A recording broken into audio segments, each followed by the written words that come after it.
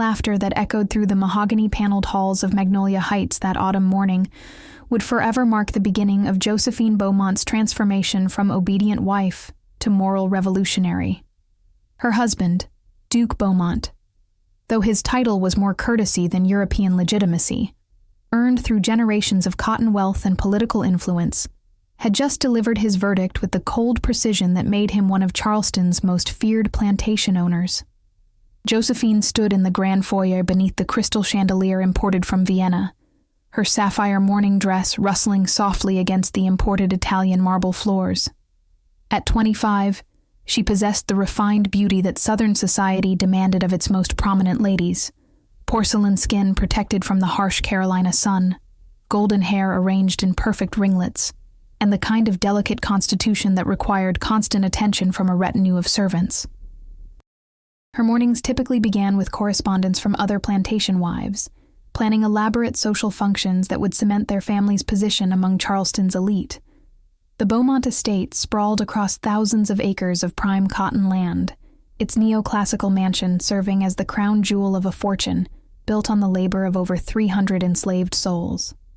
Duque Beaumont commanded respect not merely through wealth, but through his calculated ruthlessness in business dealings and his unwavering commitment to maintaining the social order that had elevated his family from modest merchants to aristocratic power.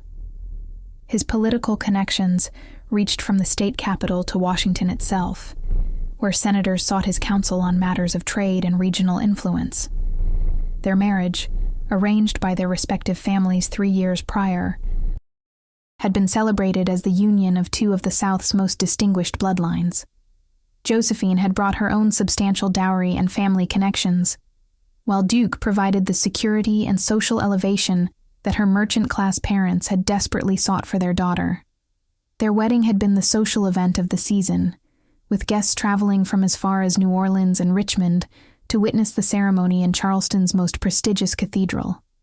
The routine of their aristocratic life followed patterns established by generations of Southern gentry: elaborate breakfasts served on Wedgwood china, afternoon rides through their meticulously maintained gardens, evening salons where the region's most influential men gathered to discuss politics and trade.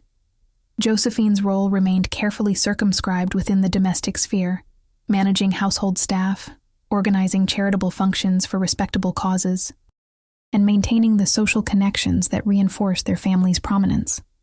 Her days were filled with the comfortable predictability of privilege: morning consultations with the head housekeeper about menu planning, afternoon correspondence with other ladies of her social circle, evenings spent reading approved literature or attending carefully curated entertainment. The weight of social expectations pressed upon every decision, from the color of her morning gown to the guest list for their monthly dinner parties. Her education, though extensive by contemporary standards, had been designed to produce the perfect aristocratic wife rather than an independent thinker. The Beaumont household operated with the mechanical precision that characterized the finest Southern estates. Over 40 domestic servants maintained the main house alone, their movements choreographed through generations of tradition and rigid hierarchy. The kitchen staff prepared elaborate meals that showcased the family's wealth and sophistication, while groundskeepers maintained gardens that rivaled those of European nobility. Every aspect of daily life reflected the careful cultivation of aristocratic excellence. Duque's expectations for his wife were as precisely defined as his business contracts. Josephine was to serve as the perfect hostess, the ideal companion for his social obligations, and the mother of future heirs who would carry on the Beaumont legacy. Her opinions on matters beyond domestic concerns were neither sought nor welcomed, and her role in their marriage remained largely ceremonial. The emotional distance between them had grown more pronounced with each passing month, though such arrangements were considered perfectly normal among their social class. Their social calendar revolved around the elaborate rituals that defined Charleston's aristocratic society: horse races at the exclusive Washington racecourse, exclusive dinner parties where political alliances were forged, charity auctions that allowed the wealthy to display their generosity while maintaining social hierarchies. Josephine had learned to navigate these events with the grace expected of her position, though she increasingly felt like an actress playing a role rather than living an authentic life. The comfort of their privileged existence was built upon foundations that Josephine had rarely questioned until that fateful morning. The wealth that afforded their luxury, the servants who catered to their every need, the social status that opened every door, all depended upon systems that she had been taught to accept as natural and inevitable. Her education had carefully avoided any serious examination of the moral implications of their way of life. The morning had begun like countless others, with Josephine reviewing household accounts in her private sitting room, while Duque attended to correspondence in his study. The autumn air carried the scent of magnolia blossoms through open windows, and the distant sounds of field workers served as a constant reminder of the source of their prosperity.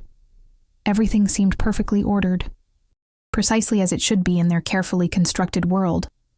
But as Duque's harsh words about the starving child she had discovered echoed through the mansion's halls, Josephine felt something fundamental shift within her carefully protected heart. The little boy, no more than 7 years old and bearing the unmistakable scars of abuse and neglect, had looked up at her with eyes that held both desperate hope and the terrible wisdom of suffering beyond his years.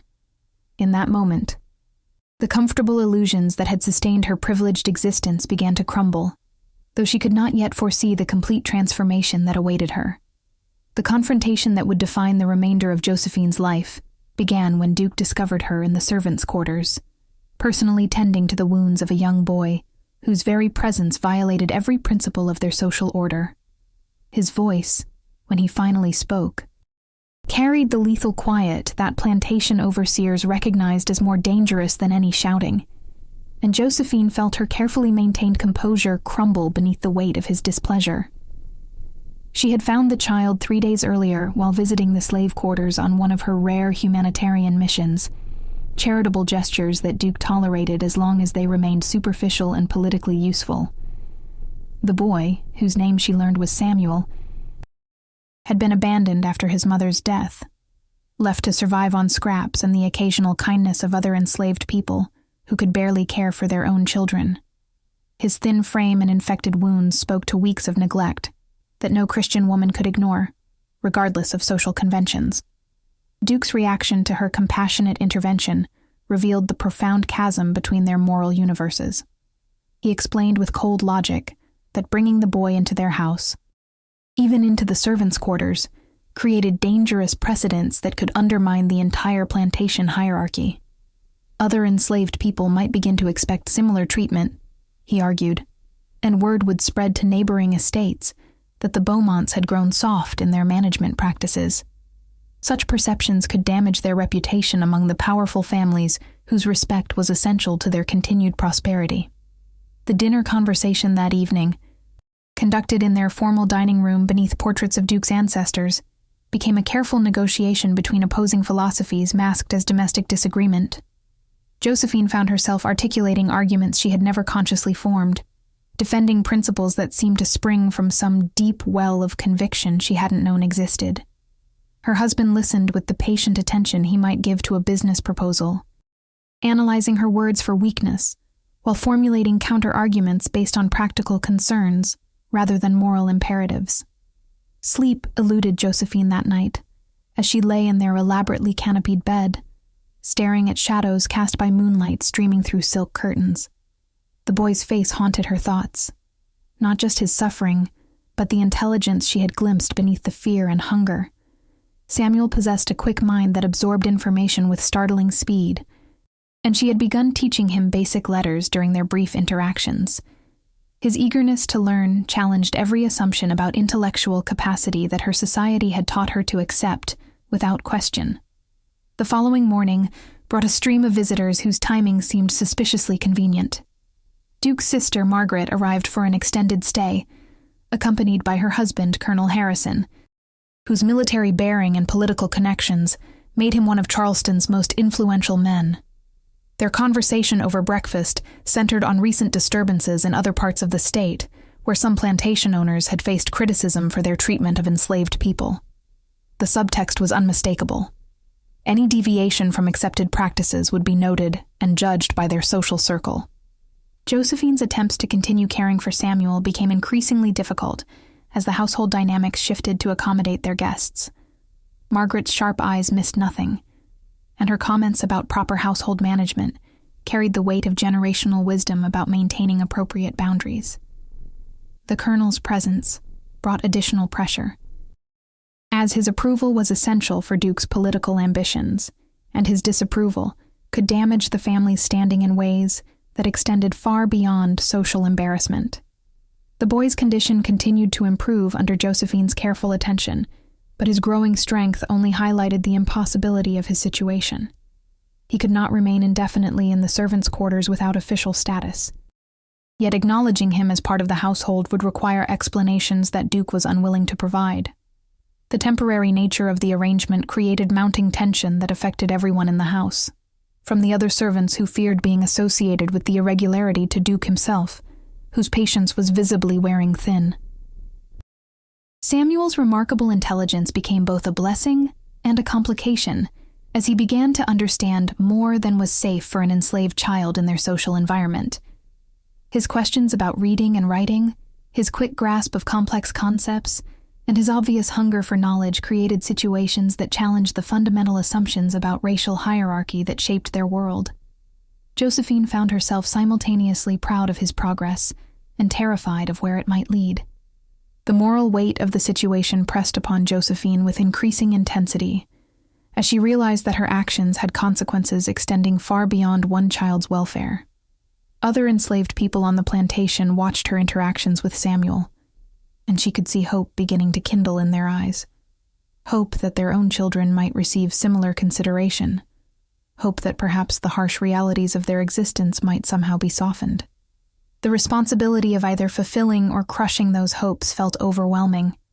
Duque's patience reached its breaking point during a private conversation in his study, where the tools of his authority, ledgers recording human property, maps of his vast holdings, correspondence with other powerful men, surrounded him like symbols of immutable power. His ultimatum was delivered with the calm precision of a business decision. Either Samuel would be sold to another plantation by week's end, or both he and Josephine would find themselves without the protection of the Beaumont name. The choice was hers to make. The impossibility of the decision tore at Josephine's heart, as she realized that saving Samuel might mean destroying her own ability to help others in the future. Without her position as Duque's wife, she would lose all influence within their social circle, all access to resources that might benefit enslaved people, all platform from which to advocate for more humane treatment. Yet abandoning Samuel to save her social standing felt like a betrayal of everything she had discovered about her own moral capacity during their brief time together. The thunderous crash that shattered the morning calm of Magnolia Heights came not from storm clouds gathering over the Ashley River, but from the collision of worlds that could no longer coexist within the same household. Duque's voice. When he finally discovered Josephine teaching Samuel to read in the library, their most sacred family space lined with leather-bound volumes that represented generations of accumulated knowledge, carried a fury that seemed to shake the very foundations of their Greek revival mansion.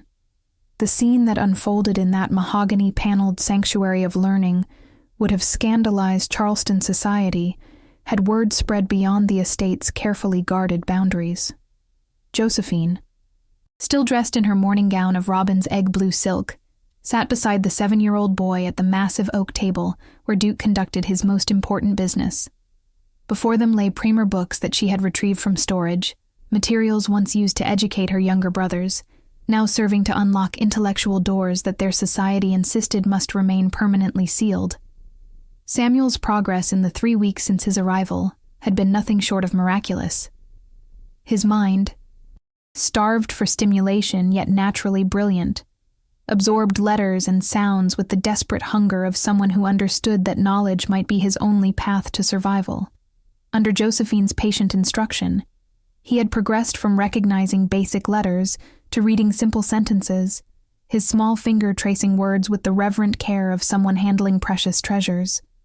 His questions revealed an understanding of language structure that impressed even his teacher.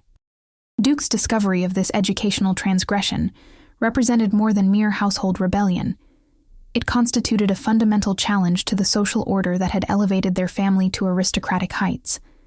The teaching of reading to enslaved people was not merely discouraged, but actively prohibited by state law, with severe penalties for both instructors and students.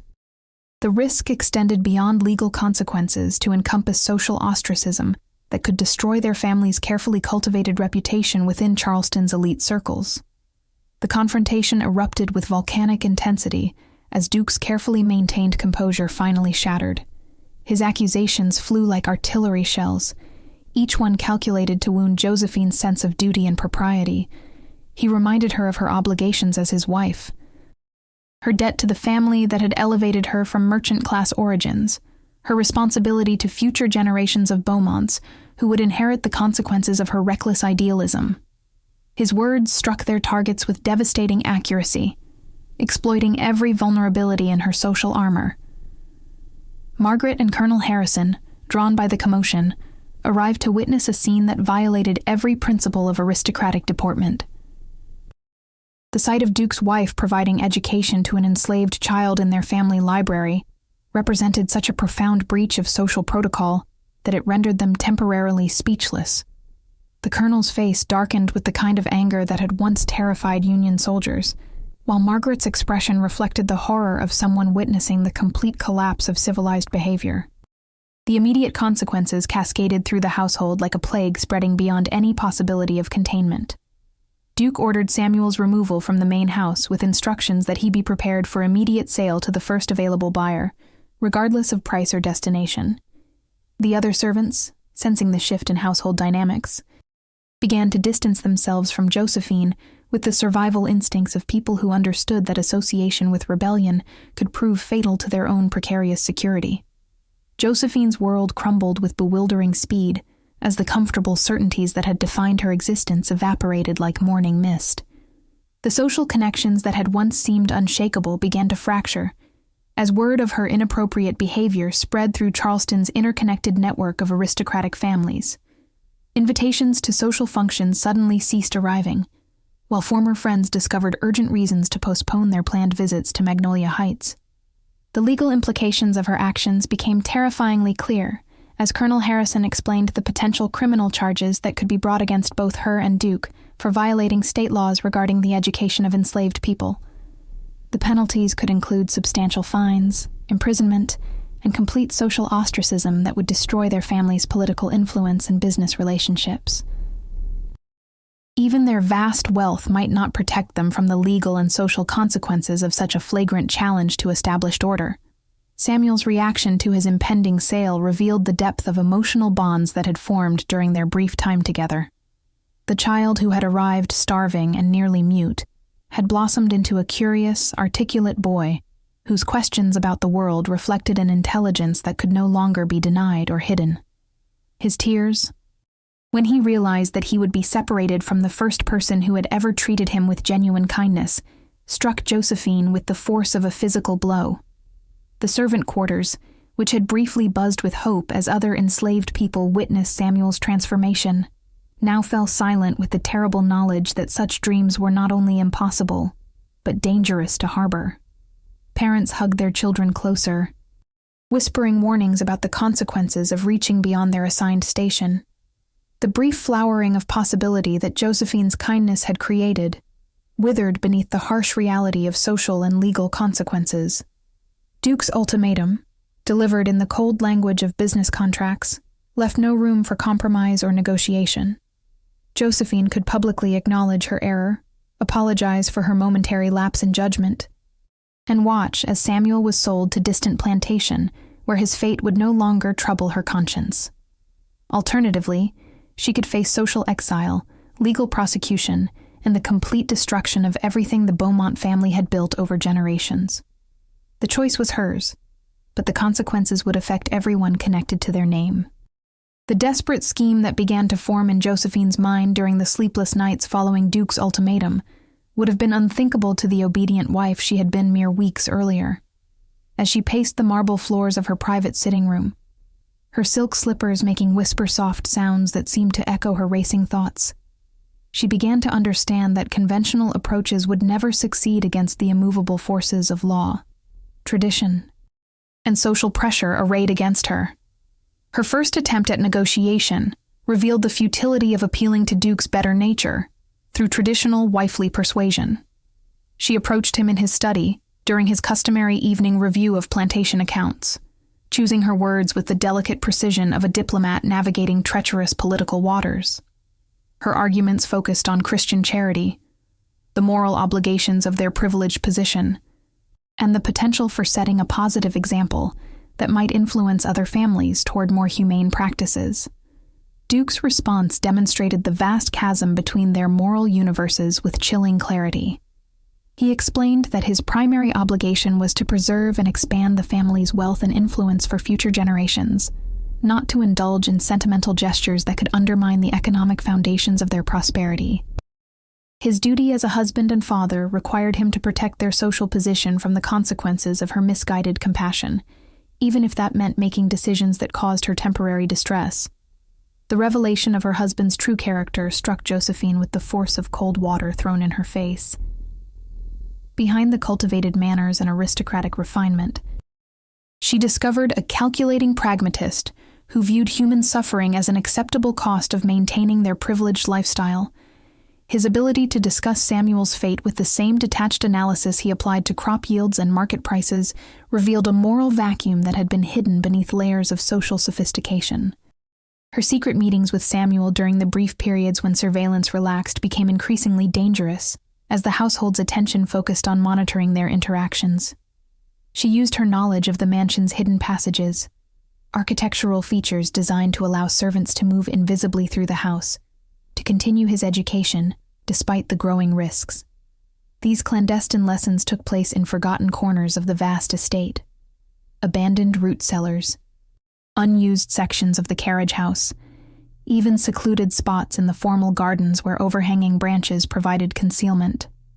The boy's rapid intellectual development continued despite the stress and uncertainty of his situation. His reading ability progressed from simple sentences to complex passages, while his mathematical skills revealed an intuitive understanding of numerical relationships that amazed his teacher. More importantly, their conversations revealed a philosophical depth that challenged every assumption about intellectual capacity that her society had taught her to accept. Samuel's questions about justice, freedom, and human dignity forced Josephine to examine her own beliefs with uncomfortable honesty. Her attempts to find allies among Charleston's social elite proved devastatingly unsuccessful, as former friends revealed the shallow nature of relationships built primarily on shared privilege rather than genuine moral connection. Women who had once sought her company for shopping expeditions and social gossip suddenly discovered pressing obligations that prevented them from receiving her visits. Their polite but firm rejections carried messages that extended far beyond personal disappointment to encompass complete social isolation. The realization that her own family would not support her moral stand delivered another crushing blow to her diminishing hopes. Her parents, whose merchant-class aspirations had been fulfilled through her advantageous marriage, made their position clear during a tense dinner conversation. They reminded her of the sacrifices they had made to secure her elevated position and the obligations she owed to the family name. Their disappointment cut deeper than Duque's anger, because it revealed the transactional nature of relationships she had believed were based on genuine love.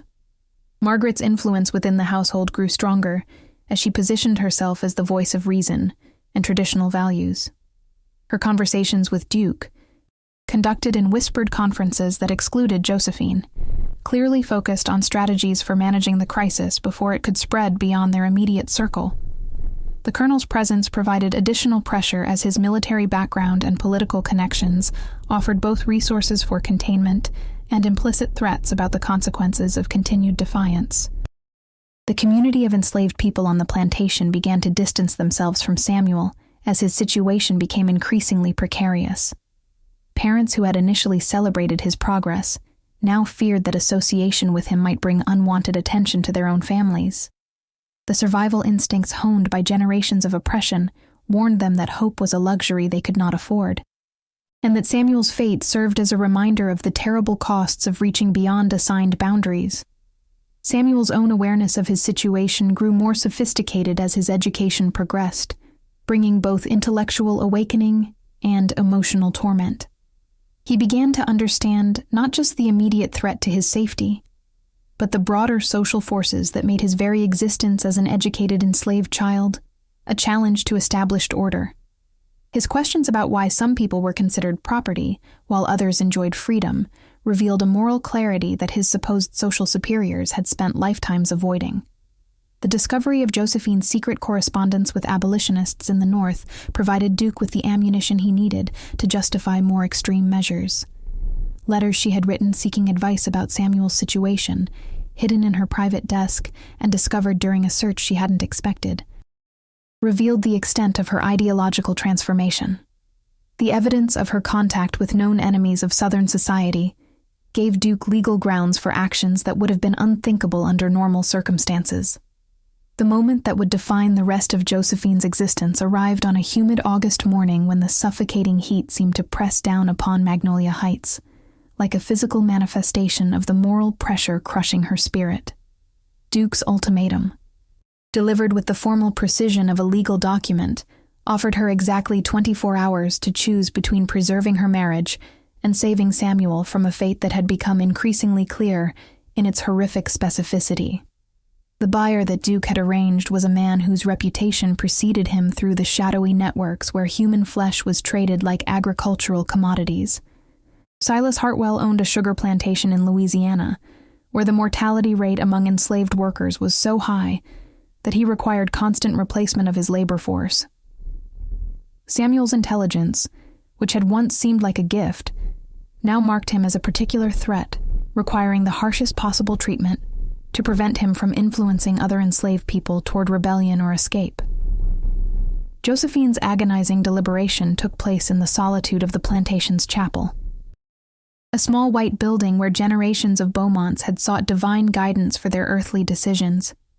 The irony of praying for wisdom in a space consecrated by slaveholding families was not lost on her, yet she found herself desperate for any source of moral clarity that might illuminate the path forward. The weight of choosing between personal destruction and complicity in Samuel's suffering seemed to press down upon her shoulders like a physical burden. The practical consequences of defying her husband extended far beyond personal discomfort, into realms that could affect countless other lives.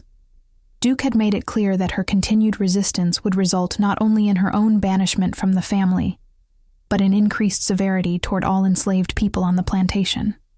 His ability to make their lives more miserable was virtually unlimited, and her moral stand might ultimately cause more suffering than it prevented. Sleep proved impossible as she wrestled with ethical complexities that her privileged upbringing had never prepared her to navigate.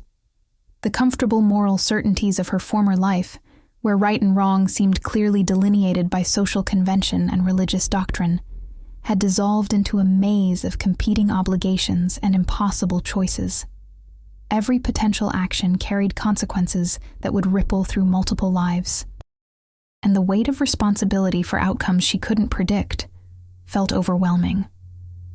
Her final conversation with Samuel took place in the pre-dawn darkness of the pantry, where they met among sacks of flour and barrels of preserved foods that represented the abundance her privileged world took for granted. The boy's understanding of his situation had progressed beyond his years, and his attempt to comfort her while facing his own uncertain fate revealed a nobility of spirit that put her own moral struggles to shame.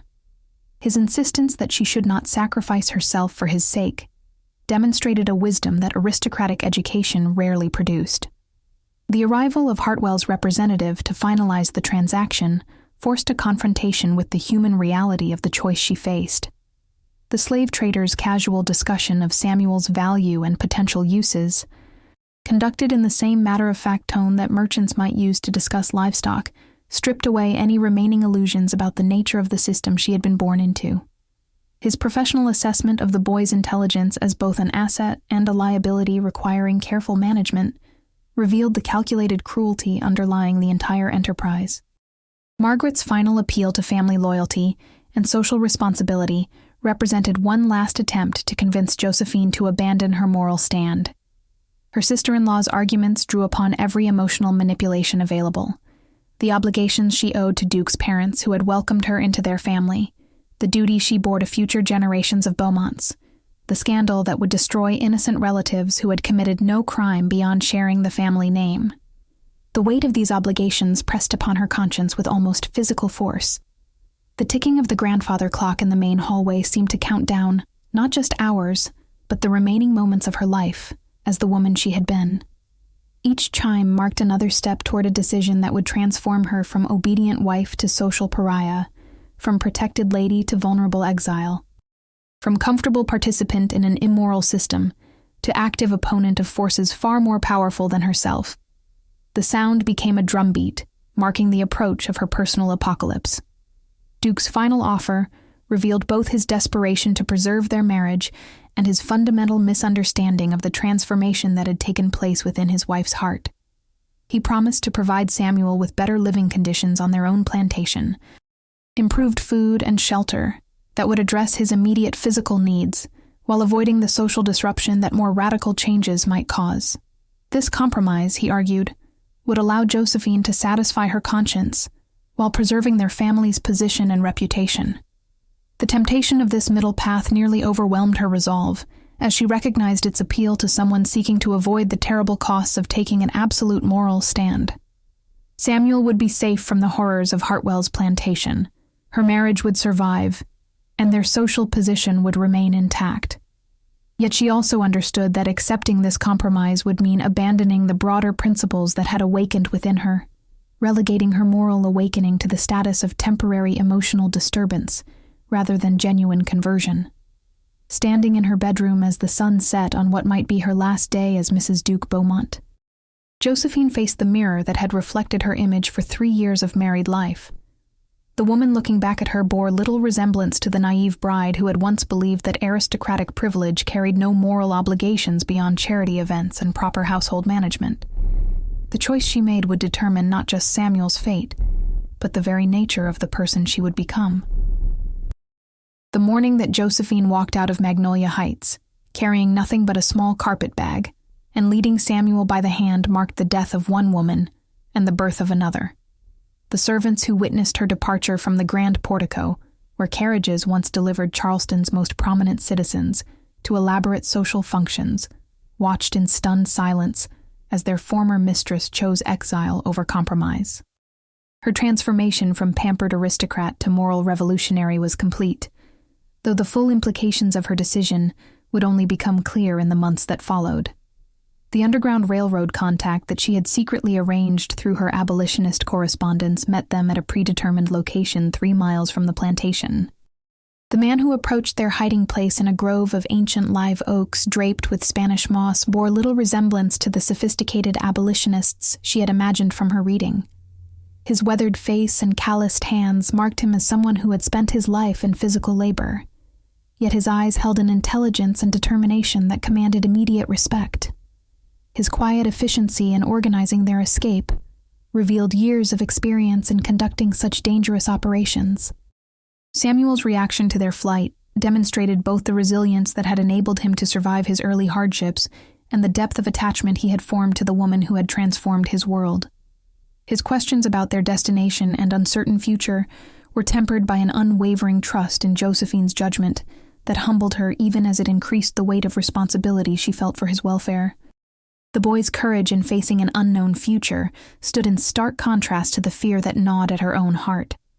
The journey northward through the treacherous network of safe houses and sympathetic conductors exposed Josephine to a world of struggle and sacrifice that her privileged background had never allowed her to witness.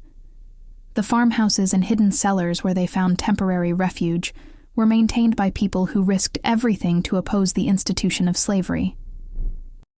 Their willingness to endanger their own families for the sake of strangers revealed a moral commitment that made her own sacrifice seem small by comparison.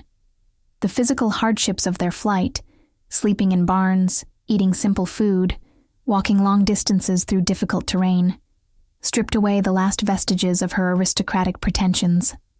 Her silk dresses gave way to practical cotton garments. Her soft hands became calloused from manual labor, and her formerly protected complexion darkened from exposure to sun and wind.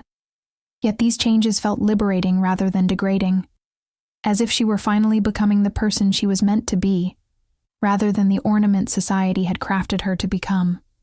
Samuel's continued intellectual development during their journey provided both joy and validation for the choices Josephine had made. His voracious appetite for learning, no longer constrained by the need for secrecy, blossomed in ways that confirmed her belief in his extraordinary potential. Their evening lessons, conducted by candlelight in safe houses throughout Virginia and Maryland, became islands of purpose and hope amid the uncertainty and danger of their flight. The network of abolitionists who aided their escape revealed the existence of a vast underground community dedicated to opposing slavery through direct action rather than mere moral pronouncement. Josephine discovered that her former life of charitable gestures and polite concern had been insignificant compared to the daily risks these men and women accepted as the price of living according to their convictions. Their example challenged her to move beyond passive sympathy toward active engagement in the struggle for justice. The news of their escape that reached them through the underground network revealed the devastating impact of her choice on Duque and the Beaumont family. Her husband's rage had escalated into a systematic campaign to erase all traces of her existence from the plantation and Charleston society.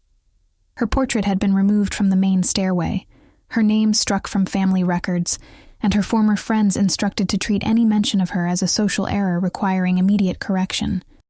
The bounty that Duque placed on Samuel's capture, and her own arrest as an accomplice to slave theft, demonstrated both his fury and his determination to restore his reputation through visible punishment of those who had defied him. The substantial reward attracted professional slave catchers whose brutal methods and relentless pursuit made every safe house potentially temporary. The constant threat of discovery added layers of tension to their journey that tested both her resolve and Samuel's courage. Yet the transformation that had begun in the library at Magnolia Heights continued to deepen as Josephine discovered capabilities within herself that aristocratic education had never sought to develop. Her ability to endure hardship, make crucial decisions under pressure, and inspire confidence in others marked her evolution from dependent wife to independent woman. The skills that emerged from necessity, navigation, negotiation, strategic thinking, revealed resources that had been buried beneath layers of social conditioning. Samuel's own transformation paralleled her journey from dependence to self-reliance. The frightened, starving child she had discovered had grown into a confident young person whose intelligence and emotional maturity impressed everyone they encountered. His ability to adapt to new situations, learn quickly from mistakes, and maintain hope despite uncertain circumstances provided inspiration that sustained them both through their darkest moments. The final weeks of their journey toward Canada and freedom tested every aspect of the new identities they had forged. Professional hunters closed in on their trail, forcing them to abandon planned routes and seek shelter with contacts whose loyalty remained uncertain. The combination of physical exhaustion, constant fear, and mounting tension pushed both Josephine and Samuel to limits they hadn't known they possessed. Yet their mutual dependence and shared commitment to reaching safety created bonds stronger than any they had known in their former lives. The brass bell that tolled across the cobblestone streets of Philadelphia on that crisp October morning in 1859 carried more than the announcement of another working day. It proclaimed the arrival of two souls who had crossed from bondage into freedom, from moral compromise into authentic existence, from comfortable lies into difficult truth. Josephine and Samuel stood on the steps of the Arch Street Friends Meeting House, their journey from the cotton fields of South Carolina finally complete, their transformation from aristocrat and slave into equal human beings, sealed by sacrifice and suffering that had burned away everything false between them.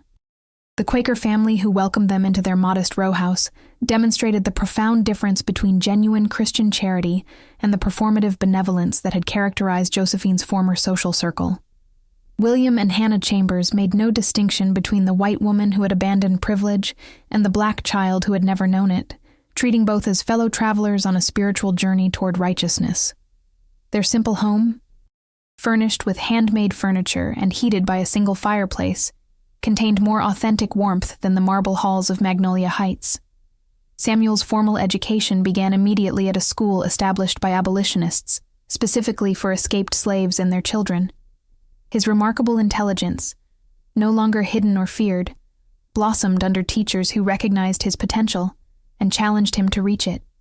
Within months, he was reading at levels that surpassed many white children his age, while his mathematical abilities suggested possibilities that formal aristocratic education rarely achieved.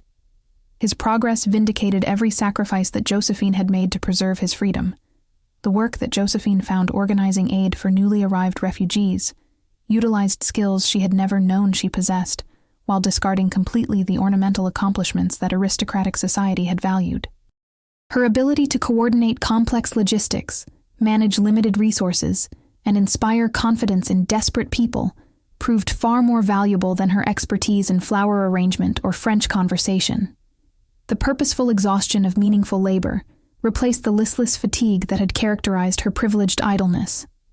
News from Charleston arrived through underground networks that maintained careful surveillance of Southern developments affecting escaped slaves and their allies. Duque's political career had suffered substantial damage from the scandal of his wife's defection, while the social ostracism that had once threatened Josephine now fell upon him as Charleston society struggled to distance itself from someone whose inability to control his own household suggested weakness in other areas of leadership. Margaret's letters, which occasionally reached Josephine through intermediaries, revealed the ongoing disintegration of the family that had once seemed so permanent and powerful.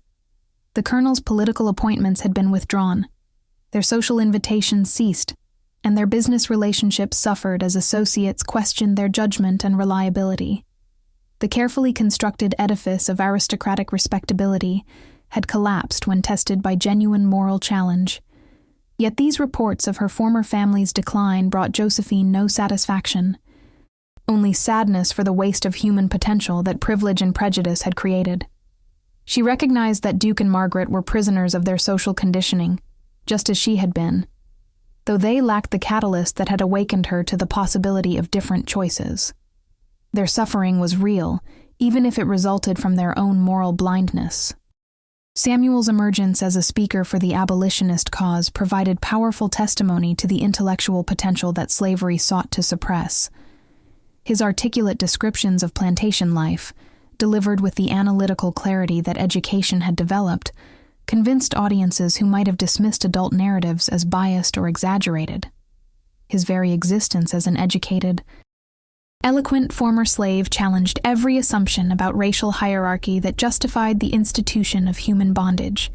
The small apartment that they eventually rented together in a neighborhood where former slaves lived alongside free blacks and sympathetic whites became a gathering place for activists planning increasingly bold challenges to slavery. Their evening discussions, where Samuel's questions sparked debates among seasoned abolitionists, created an atmosphere of intellectual ferment that reminded Josephine of the university salons she had read about but never experienced. The difference was that these conversations had immediate practical applications rather than academic abstractions. The network of relationships they built within Philadelphia's activist community provided both the support system that their dangerous journey had lacked and the sense of belonging that aristocratic society had never offered, despite its superficial warmth. Their friends valued them for their contributions rather than their social connections, their ideas rather than their family names, their character rather than their wealth.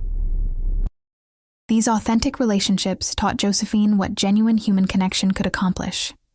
Samuel's growing reputation as a scholar led to correspondence with prominent intellectuals who recognized his extraordinary abilities regardless of his origins.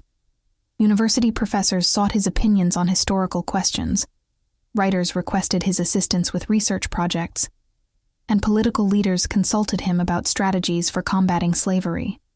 His transformation from abandoned child to respected intellectual occurred within fewer than 5 years, demonstrating the speed with which human potential could flourish when liberated from artificial constraints.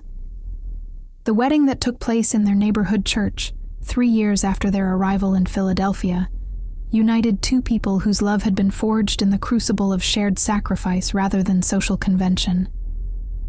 Josephine's marriage to Thomas Bradley, a schoolteacher who had dedicated his life to educating former slaves, created a partnership based on common values rather than economic advantage. Their modest ceremony, attended by fellow activists and refugees, possessed more authentic joy than the elaborate society wedding that had launched her first marriage. Samuel's role in their wedding, as both honored guest and symbolic representation of the principles that had brought them together, marked his complete transformation from property to family member. His brief speech about the power of education to transform lives moved the congregation to tears, while demonstrating the eloquence that his former owners had feared enough to risk everything to prevent. His presence validated every sacrifice and confirmed that their choices had achieved something far more valuable than social approval. The school that Josephine and Thomas established together in their neighborhood became a model for institutions throughout the North, where former slaves could receive the education that had been denied them in bondage. Samuel served as both student and junior instructor, his unique perspective bridging the gap between those who had experienced slavery and those who sought to understand it. Their graduation ceremonies, where former slaves received certificates recognizing their academic achievements, provided testament to human dignity that no law could diminish. As Josephine stood before their students on a sunny morning in 1863, reading aloud President Lincoln's Emancipation Proclamation, she reflected on the journey that had brought her from the marble halls of aristocratic privilege to this simple classroom where former slaves learned to read.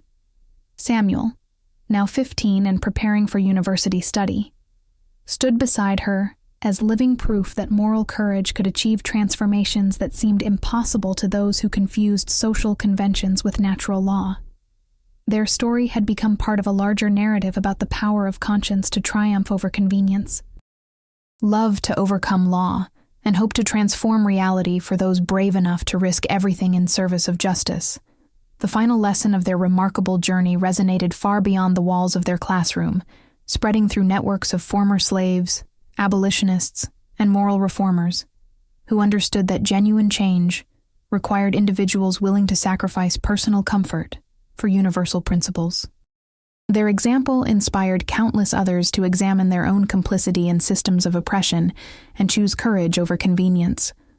If you found yourself moved by this tale of transformation and redemption, consider subscribing to witness more stories that prove the power of moral courage to change not just individual lives, but the course of history itself. Because in the end, it is not our social position, but our willingness to risk everything for justice that defines our true nobility.